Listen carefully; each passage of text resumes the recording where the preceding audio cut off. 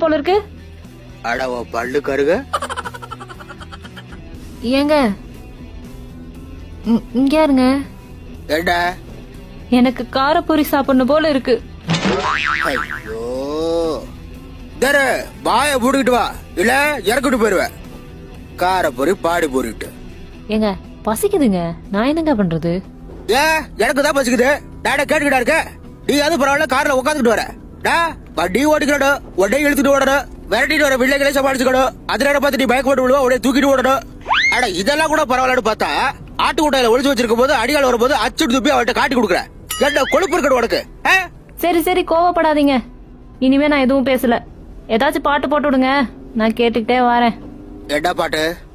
பிடிஎஸ்ல இருந்து ஏதாவது பாட்டு போடுங்க. சீரியஸ்லி உடையலாம். After few minutes எப்பாடே